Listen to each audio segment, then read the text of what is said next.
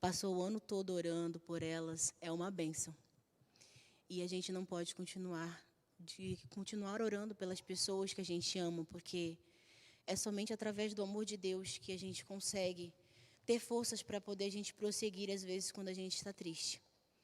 Então, também é através desse amor, por causa que Ele nos amou tanto, que nós estamos aqui hoje e nós estamos tentando almejar o quê? Chegar junto a Ele, aos céus. Então, vamos cantar e louvar ao Senhor.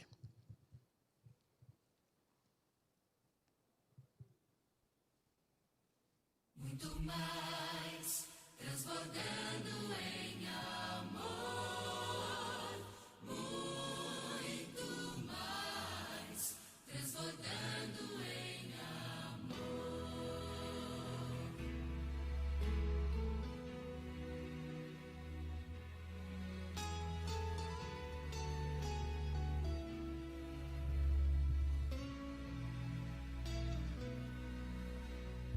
Senhor, de que vale meu esforço se eu não tiver amor? Para que serve as teorias se eu não tiver amor? E falar com eloquência sem estar em comunhão não atinge o coração. Mas, Senhor, compreendo que é preciso sentir o Teu amor. Senhor, eu te entrego o meu viver, transformando todo ser no poder deste amor.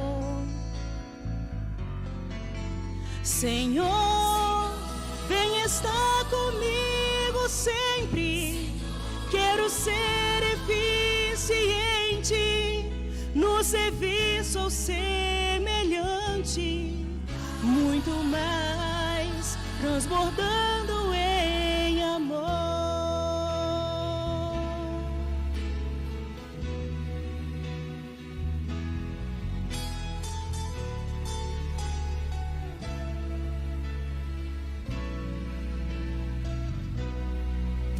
Senhor, quero dar meu testemunho, vivido em Teu amor, auxiliar alguém aflito, servindo por amor, inspirar no Teu exemplo, muita gente sem amor, que precisa ver a luz de Jesus.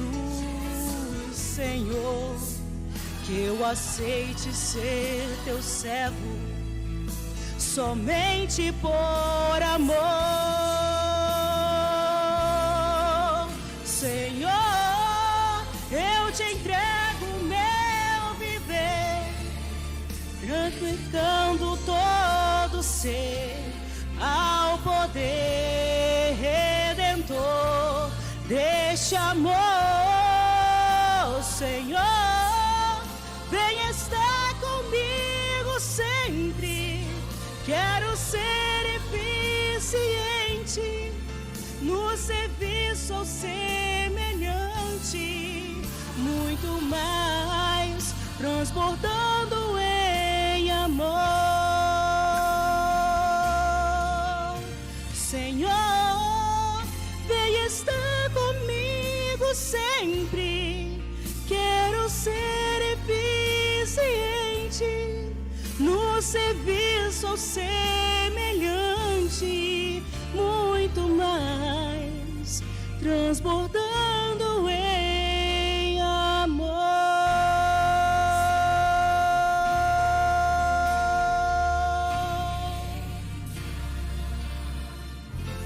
Amém.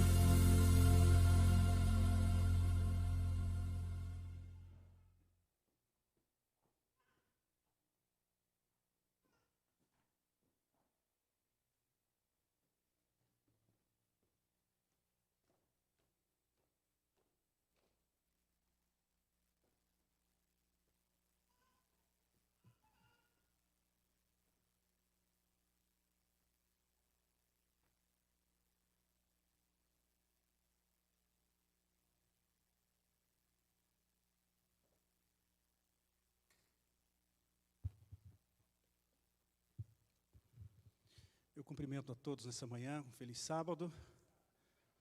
Tudo bem com você? Como passou esses dias aí de comemorações, né? Interessante, esse ano pegou o fim de semana, né? E alguns estão podendo desfrutar um pouco mais do ambiente, às vezes, familiar, das visitas que chegam, né? Ou, às vezes, irmos para algum outro lugar e ficar mais com a família e ter a oportunidade de, no sábado, poder ir à igreja e adorar juntos nesse fim de semana aí que pegou um grande feriado, né? E mesmo aqueles, eu imagino que mesmo aqueles que não têm o hábito de frequentar a igreja num sábado pela manhã, têm a oportunidade de ir com esses familiares e experimentar, né, ter ali a experiência de poder adorar ao Senhor num sábado pela manhã na igreja. Então, meu abraço a você que está vindo pela primeira vez, você que de repente está visitando Brasília, veio aqui para passar esses dias com um familiar, sejam muito bem-vindos, é uma alegria recebê-los nesta manhã. Eu sei que muita gente já viajou, a gente pode ver aí os bancos, né, vazios, mas logo aí nas primeiras semanas de janeiro, imagino que já estejamos aí uma boa parte, né, de volta para seguirmos a caminhada aí no novo ano. Convido a todos para abrirem a Bíblia nessa manhã, na segunda carta de Paulo a Timóteo, no capítulo 4. Segunda carta de Paulo a Timóteo, no capítulo 4, ou 2 Timóteo, capítulo 4.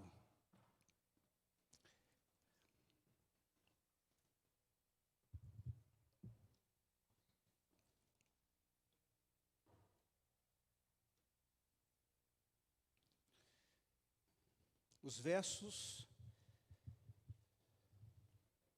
são os versos 6 até o verso 18. Mas antes de lermos, curve a sua cabeça mais uma vez, vamos orar ao Senhor.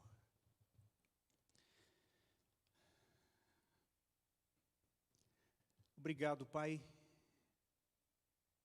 nosso grande Deus, Tu és o nosso grande Criador, e por reconhecermos isto, é que nós nos reunimos todos aqui para Te adorar.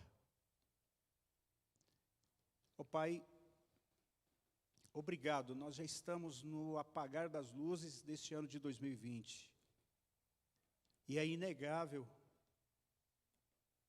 a percepção de que a Sua mão nos guiou ao longo de todo este ano. A despeito das tristezas, das perdas, dos muitos desafios nos mais variados aspectos que o nosso mundo enfrentou. Reconhecemos que sobre nós a Sua mão permaneceu o tempo todo, por isso chegamos ao dia de hoje. E isso, Pai, com isso nós queremos dizer que o fato de estarmos vivos aqui não é resultado da natureza, não é por causa do funcionamento de nosso organismo, simplesmente, mas nós chegamos até o dia de hoje por causa de seu cuidado constantemente nos guiando em cada um dos nossos caminhos. E eu imagino, ó Deus, que este é o sentimento dos meus irmãos e as minhas irmãs assentados nestes bancos nesta manhã de sábado. É o sentimento destes meus irmãos e minhas irmãs que me assistem agora neste momento, de onde eles estiverem agora, de onde eles estão agora. Obrigado. Obrigado. nesta calma manhã de sábado, nós queremos te pedir, ó Deus, que o Senhor receba nossa adoração, receba todo o nosso louvor. Não só por meio dos cânticos, mas também das orações, e também por meio da exposição de sua palavra aqui deste lugar, a partir desse momento. No mais, Senhor, eu rogo também por aqueles queridos nossos que estão aqui, mas estão preocupados, ou por alguma razão estão entristecidos, seja por um amigo, por alguém que está enfermo nesse momento, por alguma perda neste ano, por alguma perspectiva não muito animadora que está logo aí adiante.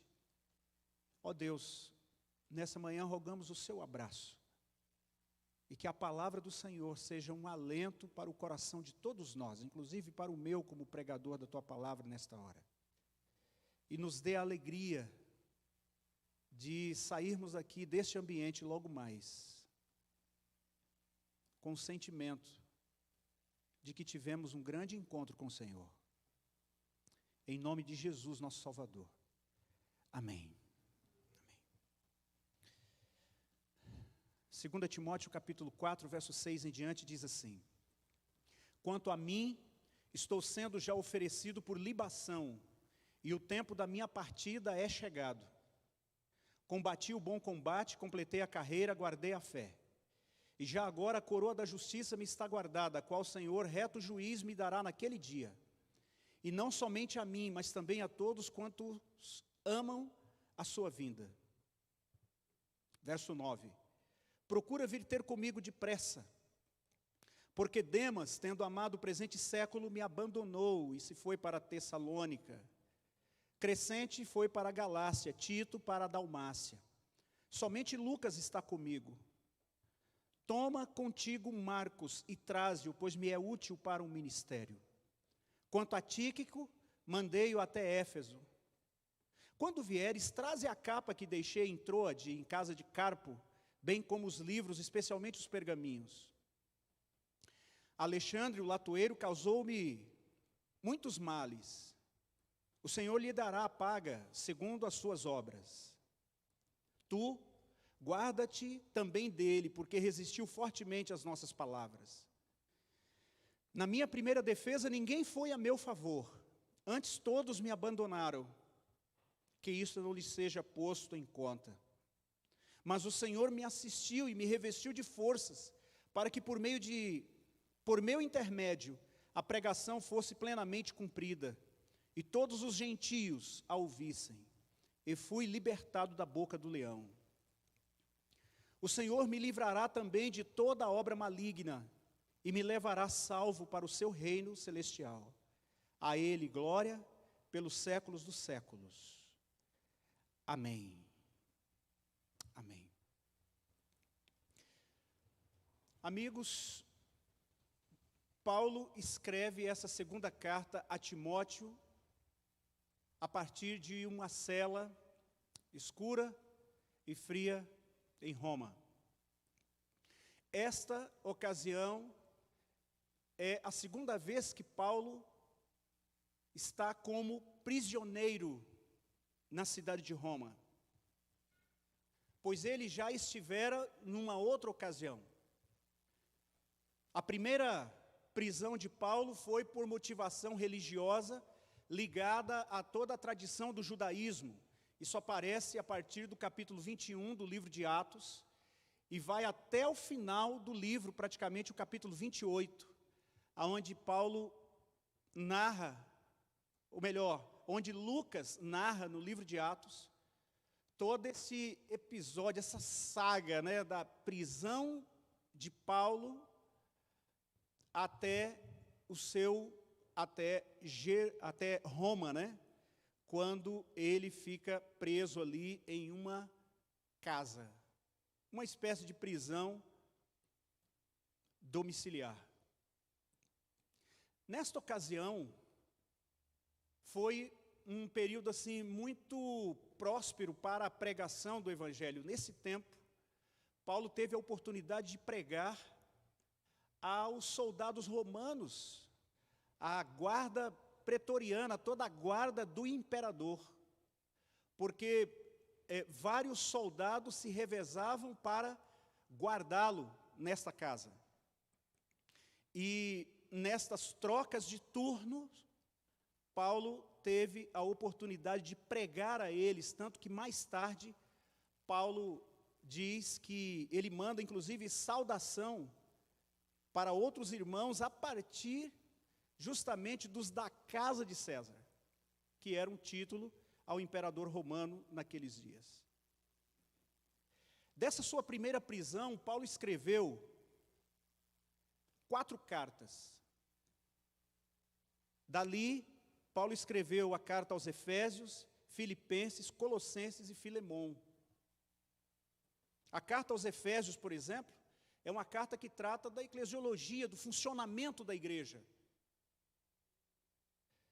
Na sua carta aos Colossenses, ele foca a atenção na pessoa de Cristo, na doutrina de Cristo, como Deus, como plenamente Deus, Todo-Poderoso. Já na carta a Filemon, é uma epístola assim mais pessoal, onde ele escreve a um membro fiel da cidade de Colossos, cujo escravo fugira de sua casa, chamado Onésimo. E Onésimo vai para Roma, e em Roma Onésimo tem contato com Paulo. E Onésimo então se converte. E por causa de sua conversão, ele é mandado de volta para a casa de seu senhor, em Colossos, ou seja, Filemon. E então Paulo faz ali uma espécie de apelo a Filemon, quando ele escreve essa carta. Você pode conferir lá depois. Já a carta aos Filipenses é uma carta, assim, intitulada pelos estudiosos como a carta da alegria, que mesmo na prisão, ao ele escrever a carta aos Filipenses, você pode conferir depois, você não encontra uma única palavra de murmúrio nessa carta. Quem desconhece esse contexto, não imagina que Paulo está escrevendo a partir da prisão essa carta. Agora, que coisas aconteceram com esse gigante do cristianismo? Paulo. Ele foi perseguido em Damasco, rejeitado em Jerusalém, esquecido em Tarso, apedrejado em Listra, açoitado em Filipos, escorraçado em Tessalônica, enxotado em Bereia, chamado de tagarela em Atenas e de impostor em Corinto. Ele enfrentou feras em Éfeso, foi preso em Jerusalém, acusado em Cesareia, enfrentou um naufrágio do caminho para Roma, chegou em Roma algemado. E dessa prisão, a primeira prisão, Paulo saiu e visitou as igrejas, deixando Timóteo em Éfeso, Tito em Creta e percorrendo outras regiões, sempre levando edificação ao povo de Deus. Quando eu lia essas coisas, quando eu estudava essas coisas essa semana, queridos, meu coração se encheu de alegria. E eu fiquei pensando, meu Deus, me encha desse sentimento, sabe? Não de peso, mas de alegria por compartilhar as boas novas da salvação com as pessoas. Já na sua segunda prisão,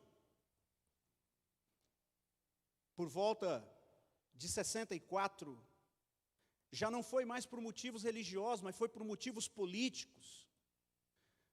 Porque essa segunda prisão está vinculada a um decreto do imperador, Nero. Houve um terrível incêndio em Roma, os historiadores relatam isso, E o imperador Nero lançou a culpa do incêndio de Roma aos cristãos. E esse incêndio, dos 14 bairros de Roma, 12 queimou. 12 desses bairros viraram cinzas. Interessante que os 2 bairros que não pegou fogo eram os 2 bairros que havia uma concentração maior de cristãos. E Nero aproveitou isto e lançou a culpa sobre os cristãos. Um dos historiadores, chamado Tácito, não só ele, mas outros, relatam que enquanto Roma pegava fogo, e foi Nero que botou fogo em Roma, ele assistia de cima de uma montanha, um lugar privilegiado do palácio, ele assistia a cidade pegando fogo, tocando lira.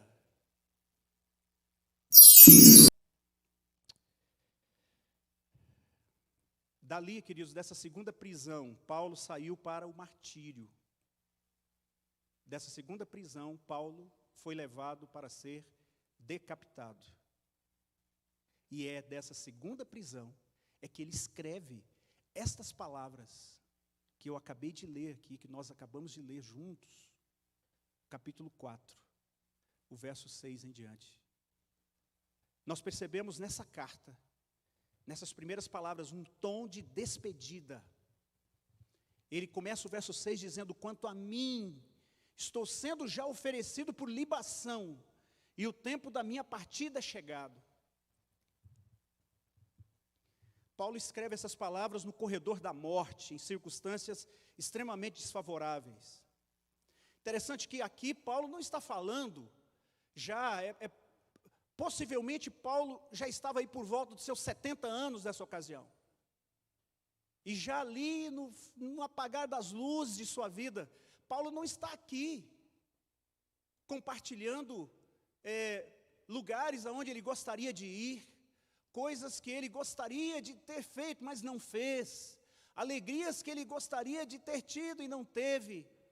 Não, Paulo não está chegando à velhice como qualquer uma outra pessoa, qualquer um dos demais brasileiros que fizeram provisão para a sua aposentadoria, que chega no período da velhice, tem todas as garantias, não é, consigo, e pode passar por esse período, a fase final ali da vida, um pouco mais tranquilo. Paulo não chega assim, no final de sua vida.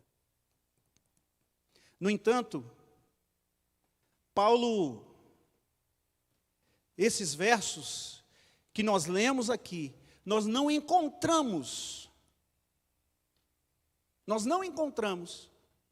nenhuma palavra de ressentimento da parte de Paulo.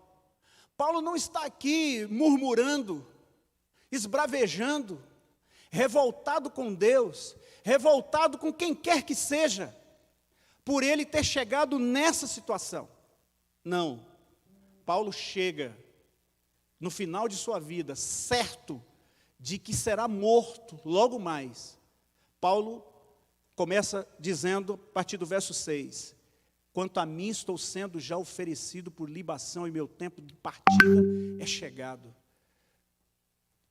Quando ele diz aqui, estou sendo oferecido como libação, isso tem uma ideia, isso tem uma ligação com o serviço de sacrifícios, o serviço de oferecimento de ofertas, que era muito comum naqueles dias, no judaísmo. Então, Paulo tem consigo de que ele está sendo oferecido, ou seja, não é o imperador que está tirando a sua vida, mas a sua vida está sendo dada como uma oferta. Uma oferta. E, meus queridos, quando ele diz assim, e o meu tempo de partida é breve. Partida partir daqui, a palavra partir, aqui a palavra que foi escrita no Novo Testamento, a palavra grega, tem a ver com partir de um navio, por exemplo, que está ancorado aqui no porto, e agora ele parte para uma viagem. Como se fosse algo programado, não fruto do acaso. A palavra que foi escrita no Novo Testamento, Paulo tem a certeza, a convicção de que sua vida está nas mãos de Deus. Sua vida está nas mãos de Deus. Nestes versos, queridos, do verso 6 ao verso 18, nós extraímos aqui pelo menos 3 grandes lições para o nosso crescimento espiritual, especialmente nesses momentos finais deste ano de 2020. E eu espero que essas lições fiquem em nosso coração para o resto de nossas vidas. A primeira grande lição que Paulo nos ensina aqui é que nós, quando ele termina aqui, por exemplo, o verso 7, combati o bom combate, completei a carreira, guardei a fé. A primeira lição que Paulo está nos ensinando aqui é que nós podemos guardar a fé, queridos, apesar dos desencantos, decepções e frustrações da vida cristã. Nós podemos guardar a fé, a despeito das frustrações, que é possível, dos desencantos, das decepções da vida cristã.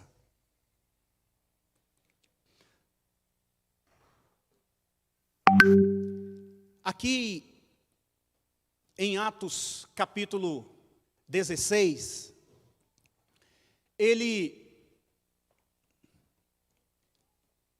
Atos capítulo 16, nós encontramos o relato aonde ele e Silas estão aprisionados, depois eles são espancados, depois acorrentados a um tronco,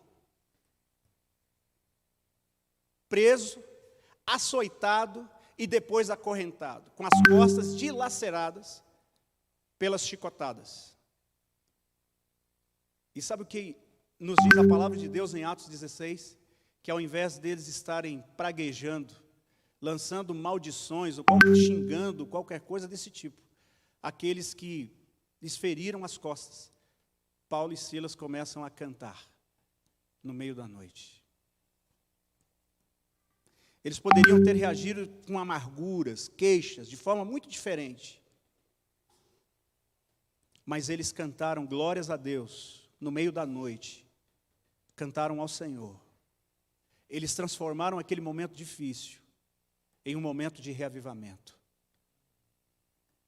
Sabe, queridos, Paulo sentiu o impacto dos açoites, sentiu o impacto de pedras. Certa vez ele foi surrado, quebrado, jogado para fora, no lixão da cidade, dado como morto. Seu corpo tornou-se cheio de cicatrizes.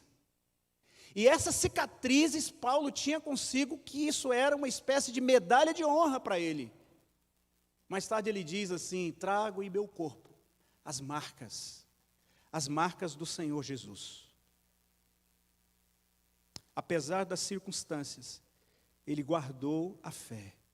E há um texto aqui em 2 Coríntios, verso 9, olha o que ele diz. Ele diz assim: em tudo somos atribulados, porém não angustiados, perplexos, porém não desanimados, perseguidos, porém não desamparados, abatidos, porém não destruídos. Paulo está nos dizendo que apesar das circunstâncias, é possível guardar a fé. É possível guardar a fé. Fazendo uma retrospectiva aí de seus momentos nesse ano de 2020, qual o percentual de queixas, de murmúrios, de amarguras, e qual o percentual de alegrias, de gratidão, de sentimento de que a vida está completamente nas mãos de Deus? Qual o maior percentual até aqui, meu irmão e minha irmã?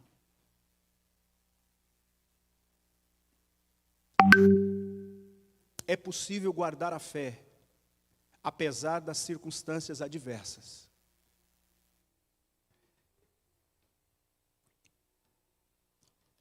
Ainda me lembro de uma ocasião que estávamos num acampamento de verão, e lá conosco estava uma senhora, aí com seus 68 anos, a irmã Rita. Estava ali com toda a família, com a irmã Ana, com o seu genro, com as filhas, estavam todos ali. Quando, na madrugada, a irmã Rita começou a passar mal. Começou a sentir falta de ar, e vieram outros sintomas, e corremos com ela para o hospital. Dali a poucos dias, infelizmente, a irmã Rita faleceu. E no dia de seu funeral, estávamos nós lá numa igrejinha simples onde ela era membro. E lá, aqui estava o púlpito, a filha estava aqui, e o caixão da mãe estava aqui adiante de si. E ali ela cantava, olhando para o corpo da mãe. Ela cantava da esperança. Da esperança. Ó, que esperança vibre em nosso ser, pois aguardamos o Senhor. E enquanto eu assistia aquela cena, eu me perguntava assim: meu Senhor, de onde vem essa sustentação? De onde vem essa capacidade para falar num momento tão difícil como esse? É possível guardar a fé, apesar das circunstâncias difíceis. Uma segunda lição que Paulo nos ensina nesses versos, aparece no verso 10, aí, do capítulo 4 ainda de 2 Timóteo.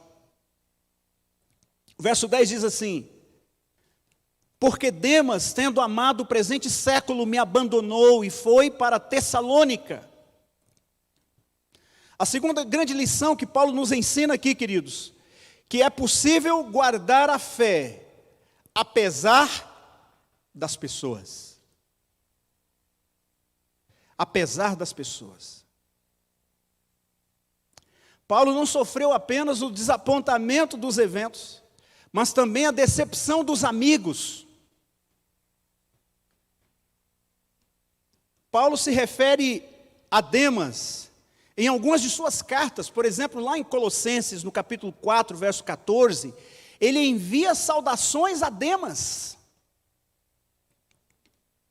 o que indica que ele fazia parte de seu círculo íntimo de amigos, de amizade e de trabalho. Em Filemão, 24, indica que Demas foi um cobreiro, alguém que ele podia confiar, mas agora o havia desertado. Demas me abandonou, amou o presente século e foi para Tessalônica. No verso 14, Paulo fala sobre um outro indivíduo chamado Alexandre. Alexandre o latoeiro causou-me muitos males. Também em 1 Timóteo, no capítulo 1, verso 20, Paulo associa Alexandre com Himeneu, como dois indivíduos que se uniram para espalhar heresias no meio da comunidade cristã naqueles dias. E Paulo se refere a eles como tendo-os entregue a Satanás. Ou seja, que eles deveriam ser removidos da comunidade.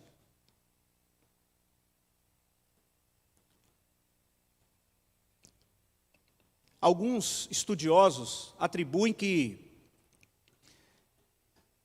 Alexandre possivelmente tenha feito falsas acusações contra Paulo perante o império. E, inclusive, por conta dessas acusações, essas falsas acusações, isso acelerou a sua execução em seu segundo julgamento, nesse julgamento. é possível guardar a fé apesar das pessoas. No verso 16, ele diz assim: na minha primeira defesa, ninguém foi a meu favor, antes todos me abandonaram. Agora, a sua comunidade em Roma, Paulo está falando aqui da sua comunidade, da sua igreja em Roma, havia desamparado ele. O que é curioso é que essa é uma igreja para quem Paulo havia escrito uma carta, a carta aos Romanos. A carta aos Romanos. Se observarmos bem aí no verso 16, nós encontramos lá no capítulo 16, ou melhor, de Romanos, nós encontramos uma lista, meus irmãos, de pelo menos 30 pessoas e seus parentes, que Paulo cita como sendo gente muito querida na cidade de Roma, mas que não estiveram com ele nos momentos difíceis que ele passara ali no seu julgamento. E agora, quando ele foi trazido para ser julgado, ninguém compareceu ao seu julgamento. Provavelmente amedrontados, né? Com medo de ter uma relação com aquele indivíduo que estava recebendo acusações da parte do império. Sabe, meus irmãos, quando eu leio essas coisas, para mim fica claro o seguinte: é possível guardar a fé, permanecer firmes em Cristo, a despeito dos Demas da vida, a despeito dos Alexandres da vida, a despeito das igrejas de Romas da vida, das decepções com as pessoas. Todos nós sabemos, queridos, que não há nada mais confortante do que a presença de um amigo em momentos de crise. E sabe uma coisa que eu descobri não faz muito tempo? Que às vezes nos momentos difíceis, a presença, simplesmente a presença, sem necessidade de abrir a boca, faz uma diferença tremenda para quem está ali. Especialmente nos funerais. Há 3 anos atrás eu perdi o meu cunhado. E era isso ocorreu num dia em que eu estava no Mato Grosso, num concílio do campo. Ele faleceu no dia que terminou o concílio. E então eu fiquei, por conta dessa situação, eu fiquei um pouco mais ali para acompanhar a minha irmã com todo o dilema que ela estava enfrentando. E eu lembro que naquela quinta-feira à noite, enquanto o corpo estava sendo velado na igreja, eu fiquei encostado num canto assim na parede, observando aquela igreja lotada de gente, das pessoas que vieram para abraçar a minha irmã e os meus sobrinhos. E eu fiquei ali no canto observando a postura das pessoas. Alguns não disseram nada para minha irmã.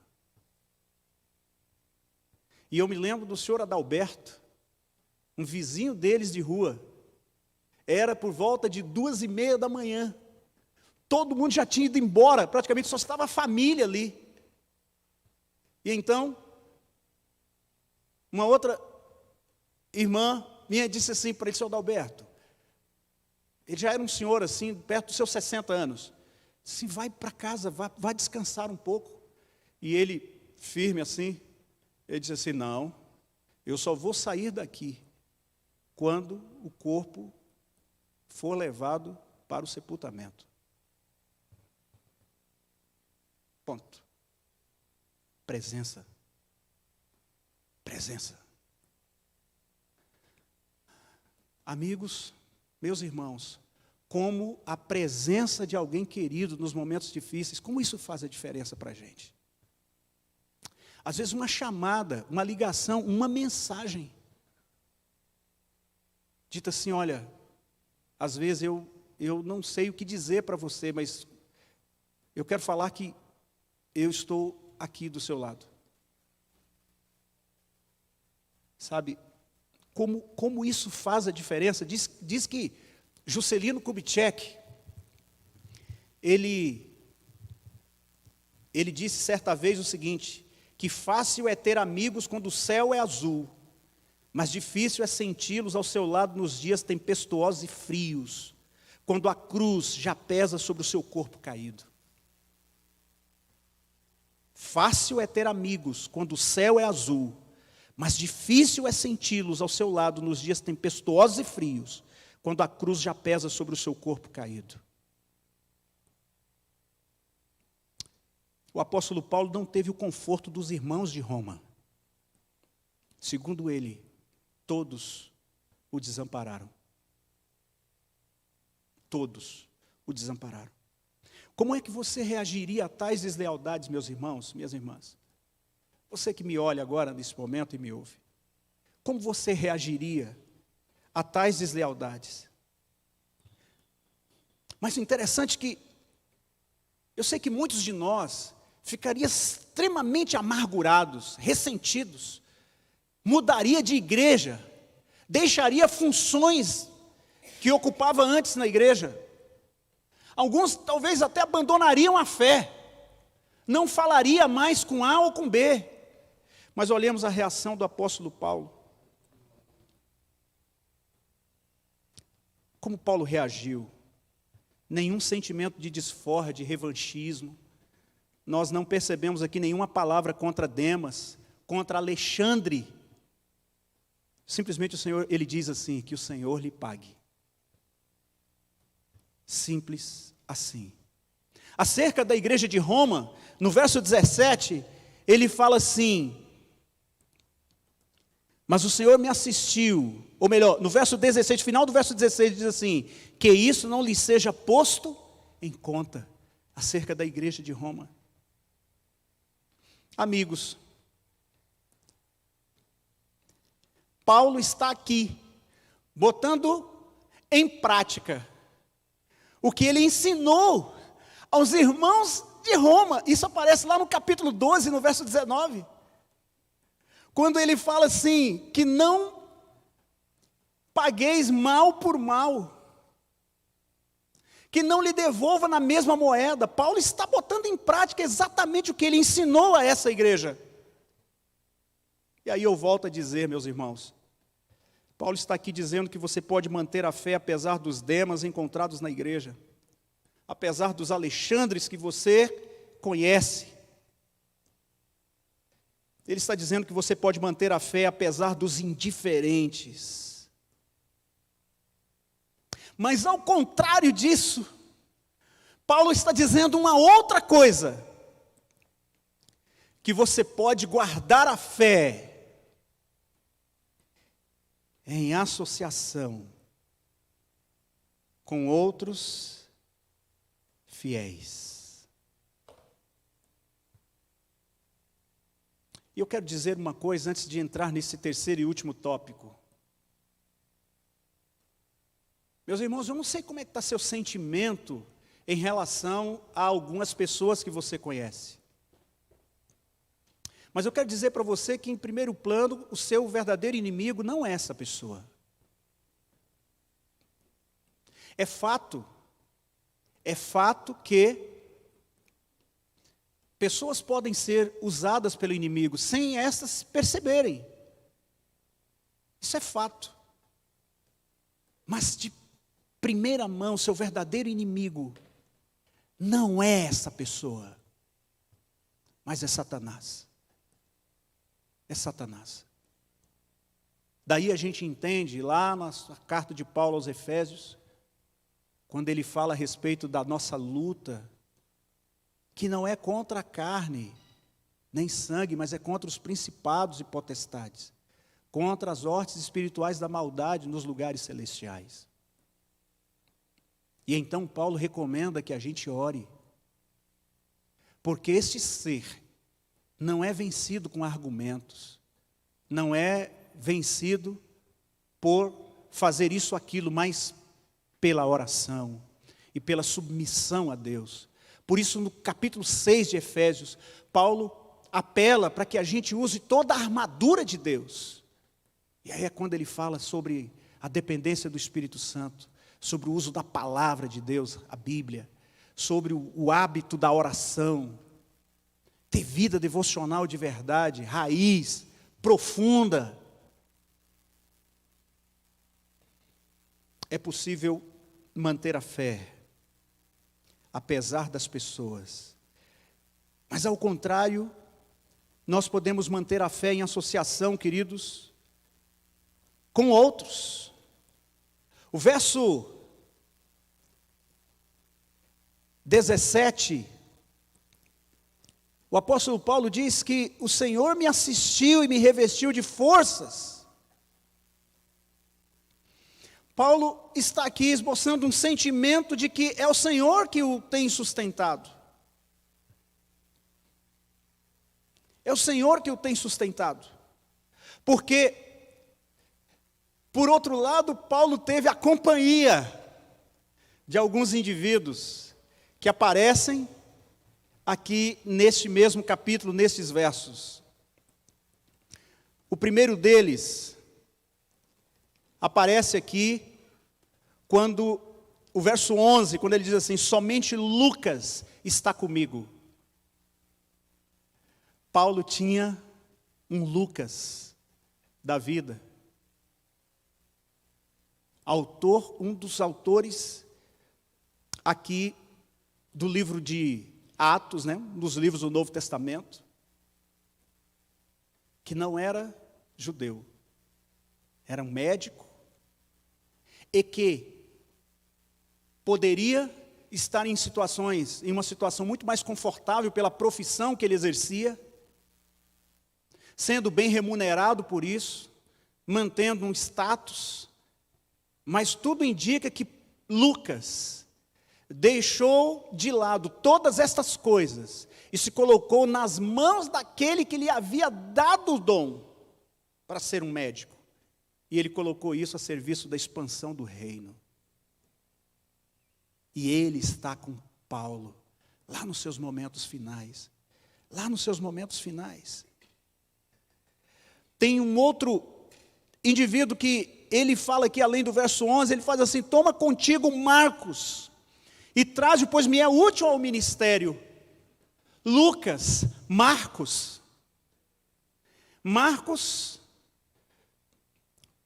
o livro de Atos fala a respeito dele e Paulo, que eles tiveram uma espécie de uma desavença no passado, porque Marcos não suportou as pressões do ministério, do sacrifício, das renúncias. E então, Marcos o deixou temporariamente, mas lá em Atos capítulo 15, nós os encontramos novamente. E ali, Marcos forma uma dupla com Barnabé e sai agora para a pregação da palavra em outros lugares. E Paulo se junta a um outro parceiro para seguirem a obra do ministério. E o que tudo indica, queridos, que entre Atos 15 e 2 Timóteo 4, todo o ressentimento, a amargura que possivelmente havia entre eles, foi curada. Tudo esquecido, perdoado. Por isso Paulo apela aqui: traz contigo Marcos. Traga Marcos contigo.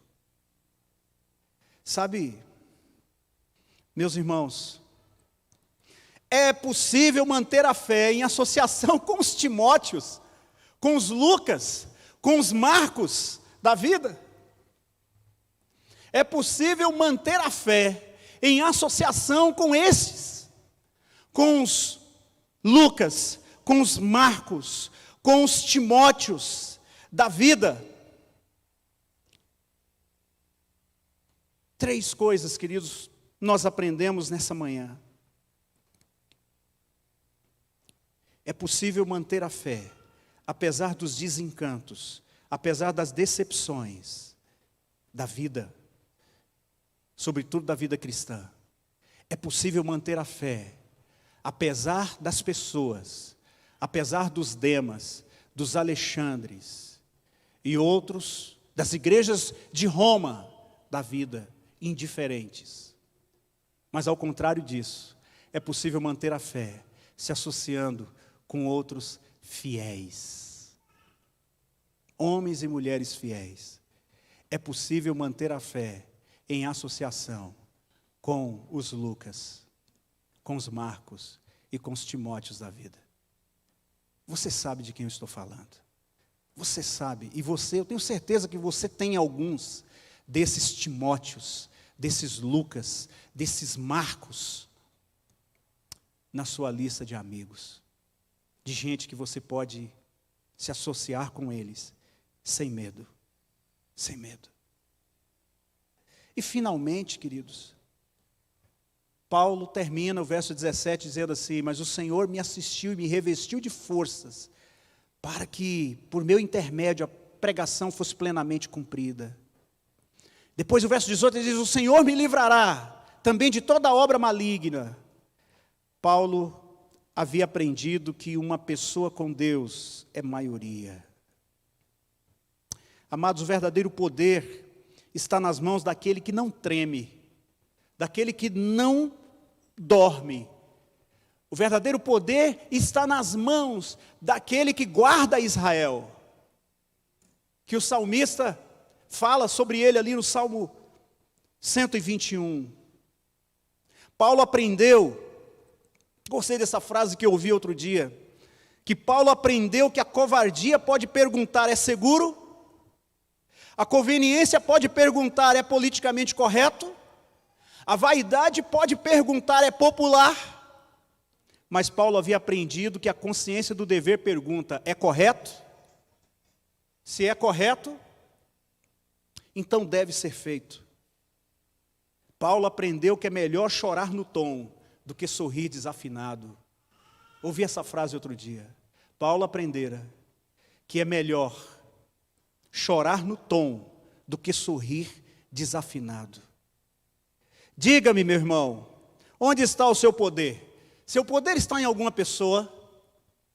Seu poder está em algum líder, em algum amigo, em alguém que você pensou que podia confiar? Em quem está o seu poder? E aqui eu quero dizer uma coisa para vocês: lembre-se que a longo prazo todo homem pode nos decepcionar. Toda pessoa a longo prazo pode nos decepcionar. Precisamos nos lembrar, acima de tudo, que cristãos não seguem os cristãos. Em última instância, cristãos não seguem cristãos. E é por isso, e é talvez por isso que há muita gente desanimada, porque a gente se esquece que os cristãos seguem a Cristo. Em última instância, os cristãos não seguem cristãos, por melhor que seja a influência que a gente recebe uns dos outros. E é por isso que nós somos igreja, e é por isso que nós precisamos uns dos outros. Mas em última instância, nós não seguimos uns aos outros, nós seguimos a Cristo. Nós seguimos a Cristo. Você o tem sentido ao seu lado? Eu pergunto para nós terminarmos. Você o tem sentido ao seu lado ao longo de sua experiência cristã? Ó, meu irmão, saiba que Ele está acompanhando você. Saiba que Ele está acompanhando você. Ele está assistindo você. Ele está te sustentando. Você não percebe, mas Ele tem caminhado ao seu lado. Sabe aquelas circunstâncias que você não tem ideia de como foi que se resolveu? Pois é, Ele estava lá.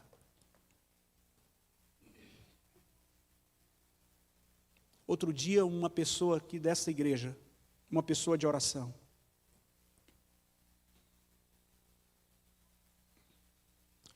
naquela noite da Santa Ceia, há 15 dias atrás, eu compartilhei isso com um amigo outro dia.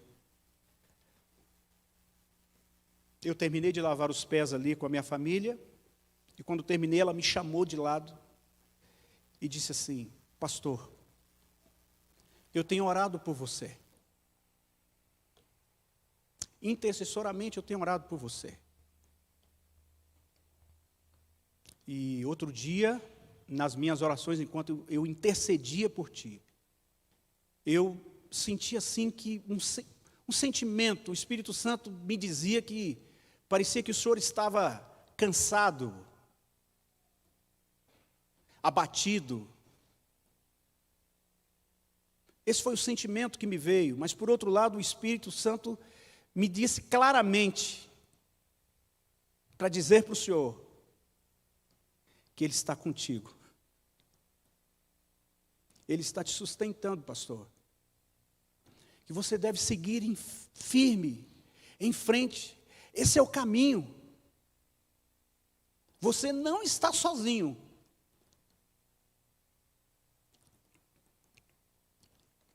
E aí ela citou um texto bíblico que me acompanha desde que eu tomei a decisão ao lado de Cristo, há praticamente 30 anos atrás. Josué capítulo 1, verso 9. Onde o Senhor diz assim: não te mandei eu ser forte e corajoso. Não te deixarei, nem te desampararei. Assim como fui com Moisés, assim serei contigo. Ela citou esse verso. E conversamos um pouco mais ali, ela virou as costas e saiu. E eu recebi aquilo como palavra do Senhor para mim. E assim, meu querido, é com você também. Você não está sozinho. Porque o Deus dos dias claros e brilhantes continua sendo Deus nos dias escuros e sombrios. Naquelas noites mal dormidas, entende? Em que a preocupação parece que vai tomar conta da gente, a gente não vai conseguir. Ele é o mesmo Deus. É aquele que nós podemos confiar plenamente, ainda que o nosso desafio seja gigantesco, hercúleo. Ele prometeu estar conosco, nos protegerá todos os dias, especialmente nos dias maus, porque está escrito que aquele que habita no esconderijo do Altíssimo, à sombra do Onipotente, descansará. Está lá no Salmo 91, verso 1, meus irmãos. Por causa dele,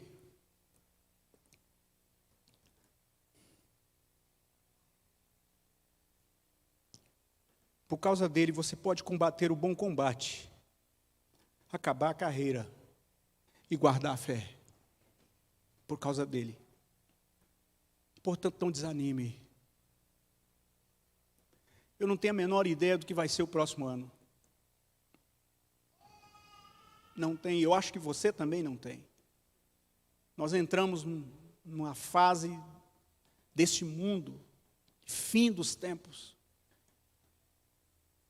que uma coisa é certa: nada é certo com relação aos caminhos deste mundo. Mas nós podemos confiar no nosso Deus, porque Ele prometeu cuidar de cada um de nós, em cada um de nossos dias. Portanto, caminhemos para o final de 2020, iniciemos o 2021, certo de que o guarda de Israel não dorme. Ele há de nos sustentar, Ele há de nos erguer e fazer com que nós guardemos a fé, apesar das circunstâncias adversas. Ele é capaz de fazermos com que fiquemos firmes, apesar das pessoas, apesar de igrejas indiferentes. Mas é possível guardar a fé, estando ligado a outros que podem ser uma inspiração para nós. Que Ele te abençoe nessa manhã, te guarde e que te faça firme e forte até aquele dia, como Paulo encerrou seus dias. Completei a carreira e guardei a fé. E desde agora a coroa da justiça me está guardada, a qual o Senhor, reto juiz, me dará naquele dia. Pode vir, Mimei. Ela vai cantar agora. E é o momento para a gente pensar em tudo isso que a gente ouviu nessa manhã. E quem sabe aí, de onde nós estamos, assentados mesmo, curvar a nossa cabeça, fechar os nossos olhos e dizer para Deus: Senhor, obrigado. Segure nas minhas mãos, fortaleça minhas pernas e me ajude a não desistir. Amém. Renove a minha fé, minha certeza, as minhas forças. No nome do Senhor. Amém.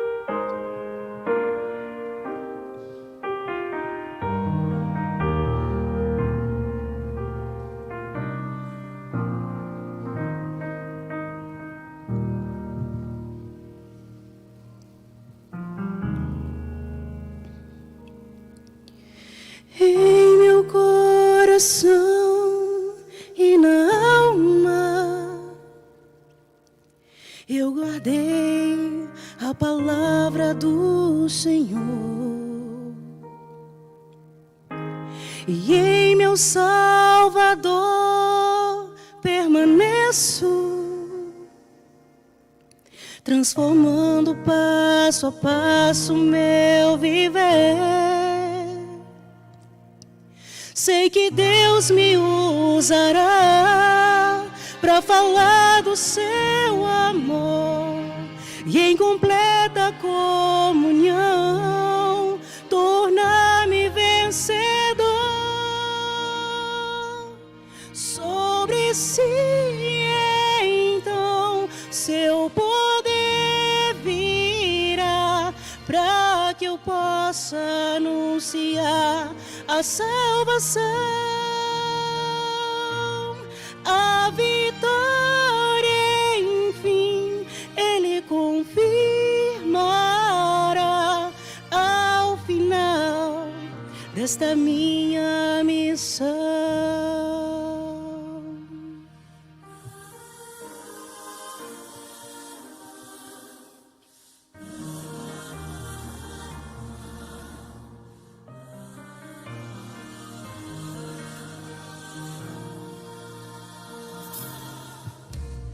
Em meu coração tenho vida e a certeza do retorno de Jesus. Ele me concede alegria, tanto disso que transforma o meu viver. Sei que Deus me usará para falar da sua cruz, e que está na escuridão tornar eterna luz. Sobre mim então seu poder virá para que eu possa anunciar a salvação, a vitória, enfim, Ele confirmará ao final desta minha missão.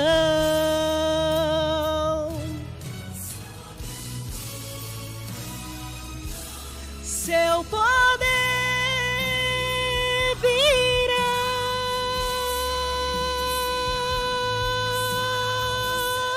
a salvação,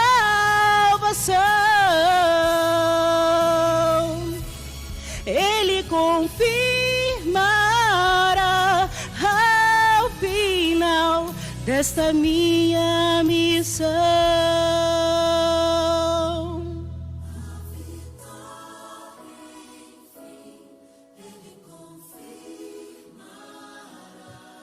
Ao final desta minha missão.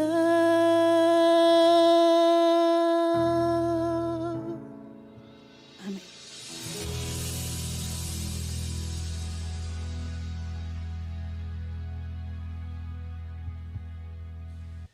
Obrigado, Senhor, pelo seu cuidado, obrigado por sua presença em nosso meio. Obrigado pelas incontáveis lições que vêm da palavra do Senhor. Obrigado porque ela continua sendo uma inspiração para todos nós, especialmente nos dias escuros de nossas vidas. E obrigado, Senhor, pelo conforto, pela certeza de que estarás conosco em todos os momentos ao longo de nossas vidas. E assim nós podemos confiar plenamente no Senhor e travar com certeza, com coragem, o bom combate da fé para cada um de nós. Obrigado, Senhor. Te agradecemos por tudo, em nome de Jesus, nosso Salvador. Amém. Amém.